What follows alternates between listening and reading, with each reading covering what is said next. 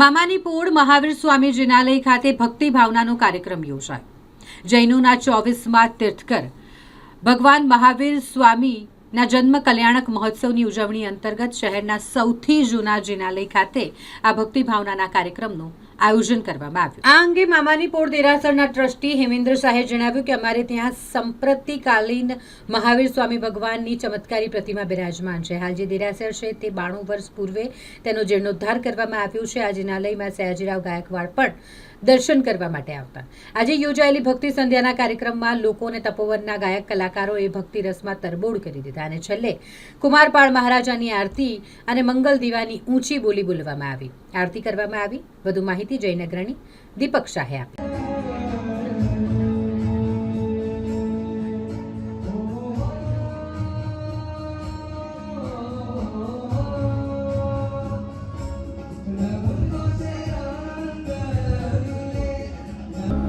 જય જિનેન્દ્ર।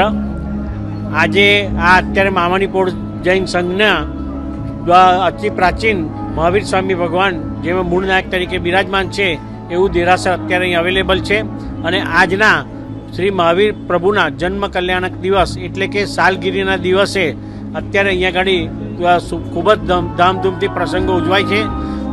વડોદરા શહેર તથા આજુબાજુના ગામોના સંપૂર્ણ જૈનો આ દિવસે અચૂક અહીંયા આગળ મામાની પોળમાં દર્શન કરવા આવે છે।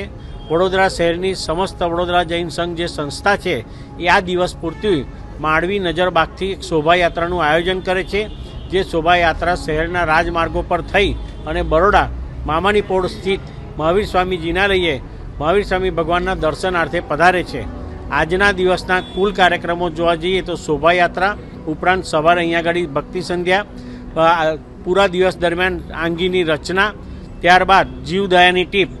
જૈન ધર્મ અને જૈન લોકો હંમેશા જીવદયામાં માને છે, અહિંસા પરમો ધર્મ છે, એટલે જીવદયાની ટીપ જેની અંદર આશરે માતબર બધા અલગ અલગ લોકો લખાઈ અને 2 લાખ રૂપિયા જેટલા રૂપિયાની ટીપ થાય છે, જે જીવોને બચાવવાના ઉપયોગમાં લેવાય છે। અત્યારે સાંજે ભવ્યથી ભવ્ય સંગીત સંધ્યાનું આયોજન કરેલું છે અને એમાં પણ વડોદરા શહેરના આશરે 4 થી 5 હજાર વ્યક્તિ અહીં પધારશે અત્યારે રાતે 12 વાગ્યા સુધીમાં। મારું નામ હેમેન્દ્ર શેઠ છે, હું મામાની પોળનો જ વતની છું।